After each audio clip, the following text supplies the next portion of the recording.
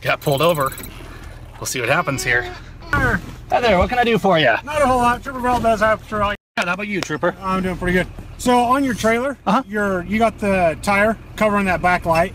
When I first flipped on you, it looked like you didn't have a light on your back right side. Oh, gotcha. Okay. So is there? I know it's not fully covered. Do you have a regulation about how much of it has to be exposed? You have to see it. I can't even behind you. I can't see it. Okay. When I walk up on it, I know that there's a little bit of it there, but when you're 10, 15 feet behind it, right, where a car normally would be, they can't see it. Okay, so we'll check it closer. I thought it was something visible. It's possible the tire shifted. I thought at least half of it or so was visible back there. Okay. So we'll take a look at it. Okay. Do you got your license with you? Sure, I guess so.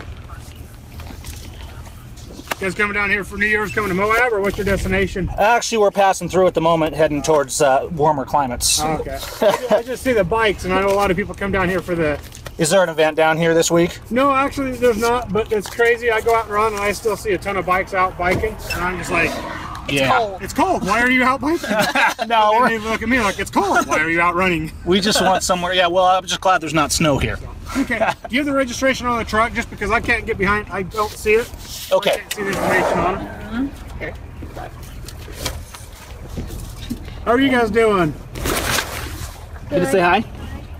How many of you are there? There's 4, 3 in the back, yeah. In the front? There's a mess of us.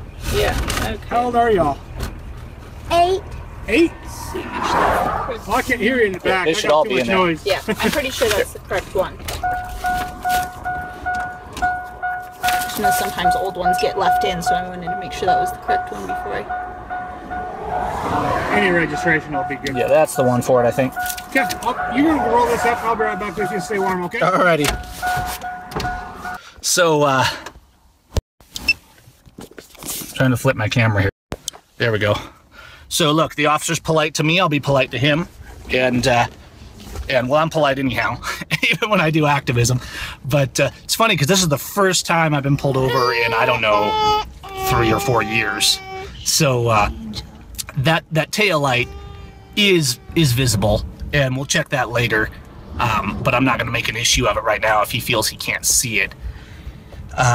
Is it a good reason to stop somebody on a dark highway and and risk a traffic accident? No, not really. But as long as he's not heavy-handed about it, you know, you can't fight everything. And some people will say to me, you know, oh well, you know, you shouldn't have a driver's license at all. It's unconstitutional. And sure, I mean, most of these traffic stops are unconstitutional, and requiring that you have a permit for your rights is unconstitutional. It's just that you can't pick every battle at once. You can raise those conversations, but you can't fight every battle at once. And so there's another thing, though, and we see this a lot. People say, and you see this a lot with troopers, where they're more polite, they're more professional, they're better trained, right? Don't assume, not that I have anything against this guy, but he still makes a living. I've seen him on the way down here today with people pulled over like crazy. So this is a revenue stream. This is, people are coming down here for New Year's, going through this area, and this is a major revenue stream here. So what's happening is they're down here harassing and collecting. They may be polite about it, but don't assume just because an officer is polite that that makes him a good cop. A good cop defends people's rights. A good cop would be setting our political prisoners free, standing up to the corruption, standing up to the judges. A good sheriff would be arresting the judges that violate due process. So there's this balance here, right? There's politeness, there's cordiality, there's basic human decency, but then there's being good at a job that's a challenge, right? There's being good at a job whose definition is to protect and defend the people's liberties. And that's why our cops aren't good in the large sense. It doesn't mean they're all murderers, but they've become a part of a system for a paycheck that doesn't any longer defend people's rights, that doesn't fulfill the idea of law, of the Constitution, of liberty, of loving our neighbor, is our system of government. What are our police accomplishing by always pulling people over? See, what's really happening when they pull people over? They pull people over, they ask questions of the kids, right? And a lot of times a police officer's questions seem really casual and friendly, right? And occasionally maybe they are. But what I see a lot of times is they're probing for information, you know, where are you going, where are you headed? And so there's this friendly banter that goes on if you get a polite cop, right? But what's the information of the friendly banter? We've gotten to the point where our government's so untrustworthy that you don't always even know if the friendly banter is actually friendly banter, or if it's just trying to dig up information. Right now, he's probably back in his car realizing who I am. Oh, this is the Syme family. Next time you talk to a cop, next time you meet a friendly cop, just think to yourself, what is it that real law enforcement would do in America? Would they stop the abuse of civil rights? Would they stop judges and courts that universally violate the law? What would be the outcome of real law enforcement? Because see, we throw these words around. We say law enforcement, so we say cops, we say good cops.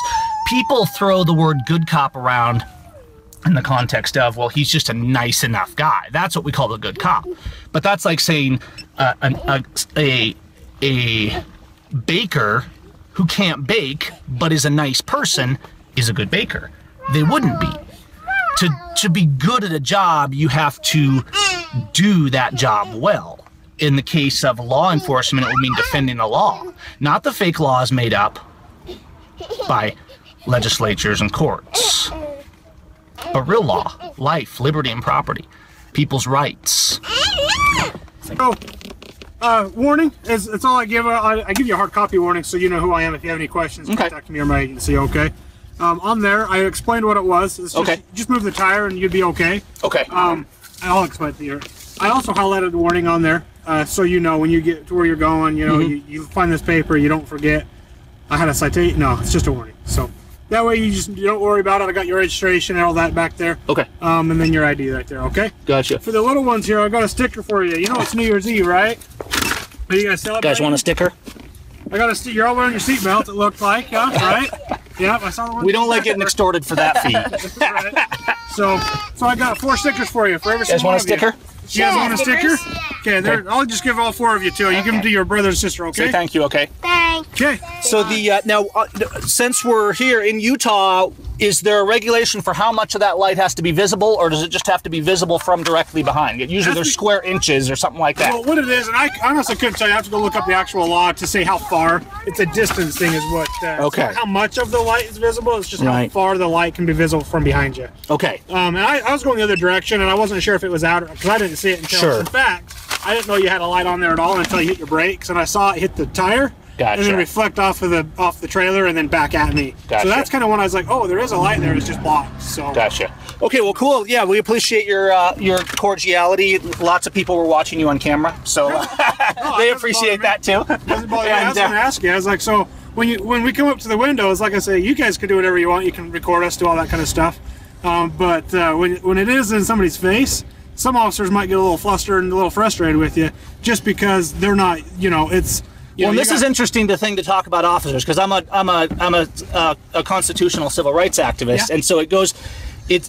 I mean, there's all these problems we have in this country, and political prisoners and abuses of people like the Bundys, and then I drive down the roads and I get frustrated because I see, in particular, troopers, always doing speed traps and things like that. It's the same in my state, and I'm like, why are we generating revenue when there's so many real problems to deal with? But it's interesting because your response is cordial, and so whenever somebody's response is cordial, as an activist, I back off with the camera and become conversational. I've had a lot of officers where I have a camera, and it's for my own protection as well as the conversation. And a lot of people, you probably get it pretty commonly now, actually. And I respect that on your side, Right. I understand for your safety, and so make sure everything's done that. And way. I try, but it's a confined space, but I try not to be in the face about it unless the officer's hostile, and then I'll match their firmness and say, whoa, here's my rights and here's your rights.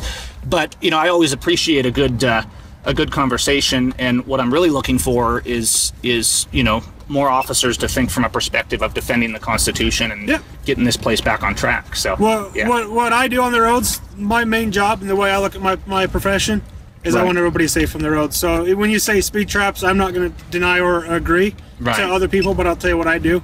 I stop people to make sure they're safe on the roads. So. Well, and that's fair enough, but when it gets to the point, it's like, I don't know about here, but in Washington, it's like $150 for a seatbelt ticket. Right. There's no vested authority in government, in the Constitution or otherwise, to say we're going to punish you even though there's no victim under the law, and we're going to punish you as an individual because you didn't keep, in our view, yourself safe. And so the problem is we've gone from, I mean, I get the idea that we want safety, we want observance.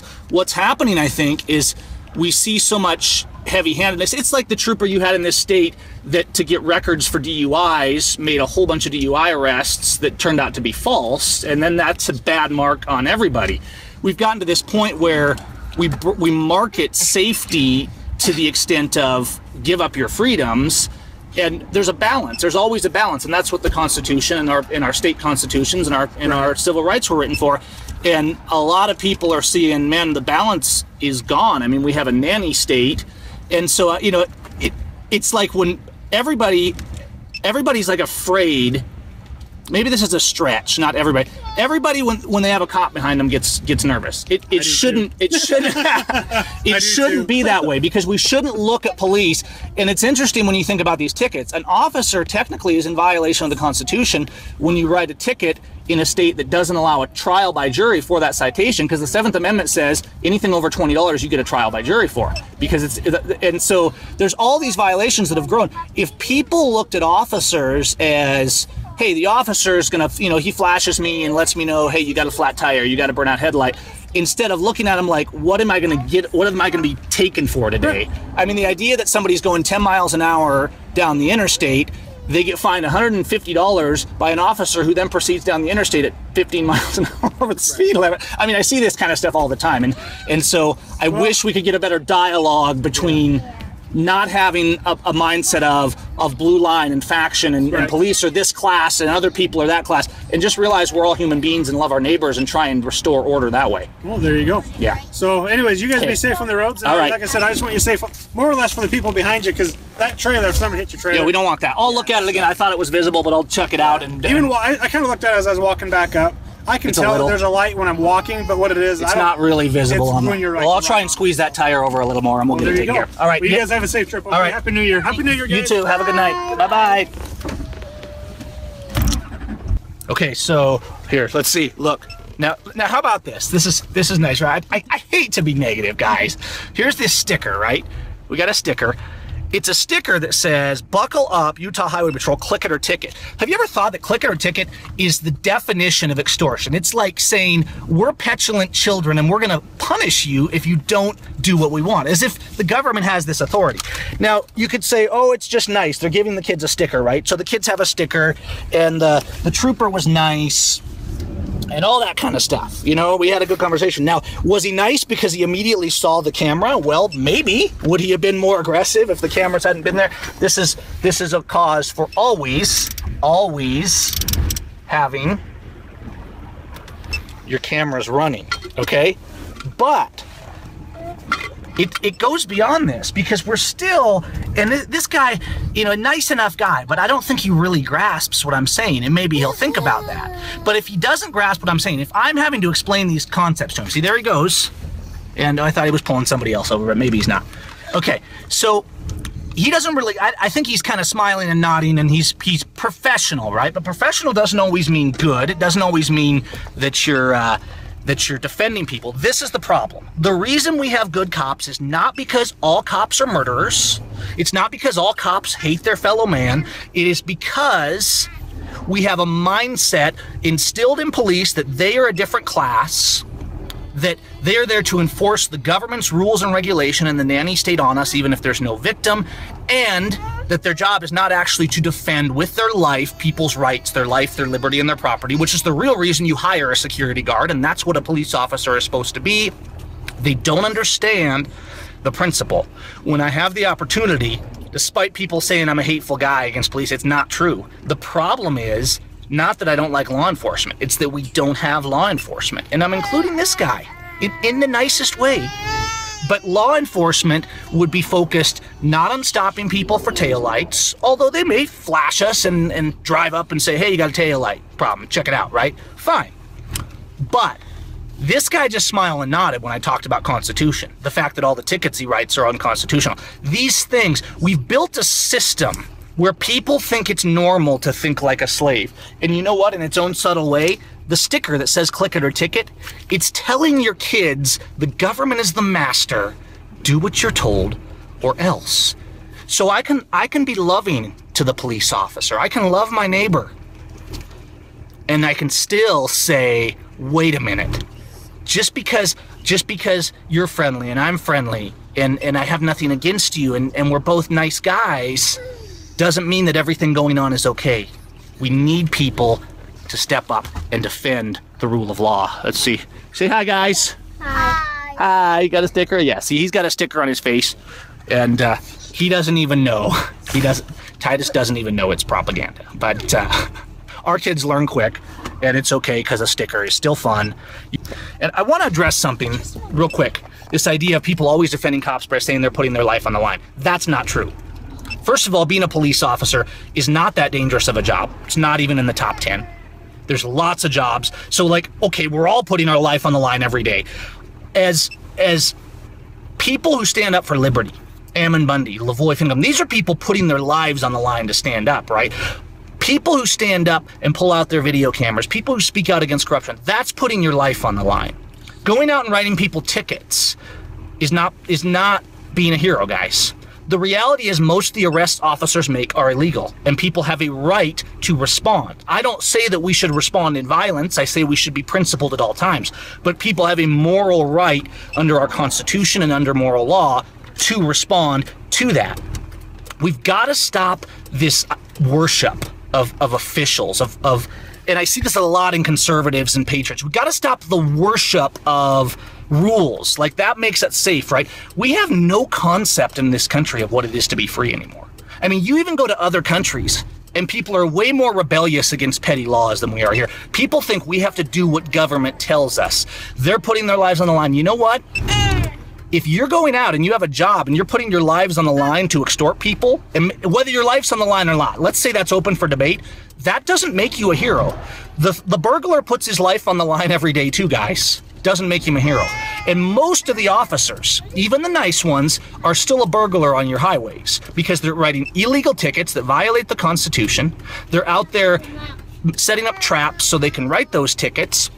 They're out there to generate revenue with a system that allows you no due process. And so that's not the hero.